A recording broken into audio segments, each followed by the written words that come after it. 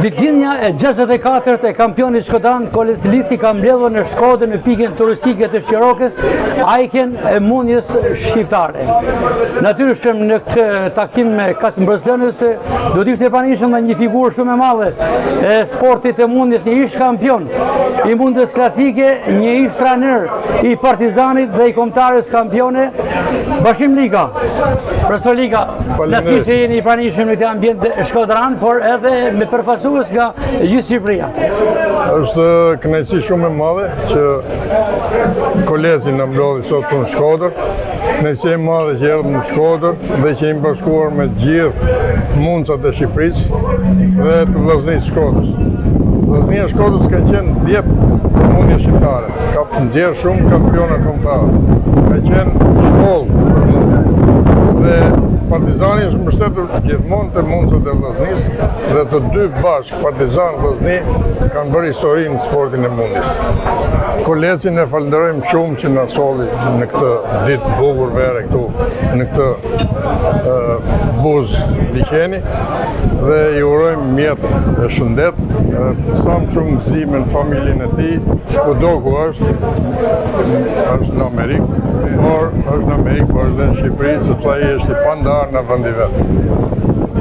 Në fakt shoqata e mundjes e veteranëve ka kthyer traditë takime të tilla miqësie për të rikthyer në vëmendje të shkuarën e mundjes, por edhe të tashmen. Po dhe kjo sot që Kolesi organizoi për miqtë e tij ishte mbretëresë. Po të shikosh në një pikpamje tjetër, dashuria e parë për gjithë ta personel që janë këtu, gjithë ta shok, mundca edhe kampion. Të cilët akoma po festojnë të tavolinat e Shqirokës. Dashuria e parë ka qenë mundja. Pastaj kemi filluar me ato dashuritë edhe të tjera, po mundja ka qenë e parë. Por mbetet ajo dashuri, mbetet. Në rinin tonë ne jemi bashkuar në mundja. Po është gjë e mrekullueshme që shoqata kombëtare mundjes dhe shoqata e Shkodrës e mundjes organizojnë vazhdimisht. Kënaqësi e madhe që të vish në Shkodër. Edhe Shkodra po zbukurohet, ka hyrë në një zhvillim të madh dhe ne vim me kënaqësi në Shkodër tani, një Shkodër turistike që do fitoj vendin e parë. Edhe gjej rastin këtu, ta falenderoj edhe kryetarin atë Beçin, sepse është një figurë shumë e pastër. Edhe unë kam besim që ai që do ta bëj Shkodrën vendin e parë kampion për turizmin në Shqipëri. Bashim Lika, shkurtimisht në aspektin personal, diçka nga karrierës sportive, si mundës, pastaj si trajner dhe si mundës kam qenë kampion, por kundërshtar më mëdhenj ka pas në Vllaznia.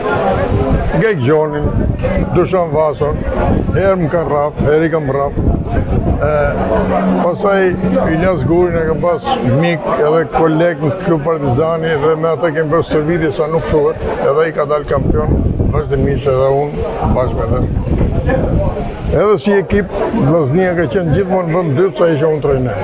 Hashim me Neim Pepin, e ndje, dojë marrun, për në fund të ty në Pallat Sportit fitojnë dhe Partizani. Edhe Shkodran bërorisin gjithmonë, stari vuk, më thoshim u ujku vjetër. Unë fakti gjas 30 vjeç. Kam pasur kënaqësinë të shijoj ato vite, kanë qenë të famshme, tek ku është sot katedrala e qytetit ka qenë Pallati i Sportit. I jashtëzakonshëm. Aty kemi dalë kampion për të parë. Unë Ilyas Guri, Alil Gëçerja. Ju falenderoj edhe ju si gazetar, ju falenderoj shumë, se ju jeni një gazetar më të mirë që ka Shqipëria për sport, edhe përfaqësoni Shkodrën dhe sportin kombëtar, aq mirë edhe me aq dashuri, sa që ne nuk mund të harrojmë respektin për ju. Dhe ndoshta e fundit, cila ka qenë ndeshja më e bukur për Bashkim Likën në kampionatin shqiptar, si mundës, pastaj edhe si trajner? Si mundës kam pas ndeshje shumë forta me Asim Pamuri. Kam pas ndeshje shumë fort me Hasan Porova, me Gek Gjonin, me Dušan Vason. Gjë ndeshje që epike. Po sidomos me Asim Pamuri, ishte gjigant, Hasan Porova, i ndjerë, dhe tani janë të dy. Në ta ka bërë ndeshjet më të bukur. Finale fare ka qenë me Rumunin Popa Adrian në Tiranë, që unë e munda 16 në 10, dhe ndurë se munda me një rezultat më të ngushtë, por e mund aty. Vitin tjetër, një vit më vonë, ai doli vend dytë në Evropë, unë nuk u ndesha se më takoj me spanjollin. Dhe spanjollin atë tonë s'kishin marrë diplomatike, ishte i shtetë fashist, që njifte Shqipërinë dhe politika me gjithë. Ishim me Bashkim Likjen, një nga figurat e spikatorëve të sportit të mundjes, si bundës, si trener, si drejtues edhe i klubit Partizani. Por në këtë ditë kaq simbolike na mblodhi Koles Lisi në detimin e 64 që vjen pas 20 vitesh emigrim në Amerikë dhe i gjithë ky komunitet festoi së bashku duke rikthyer në vëmendje gjithë ato momente kaq të bukura të karrierës sportive.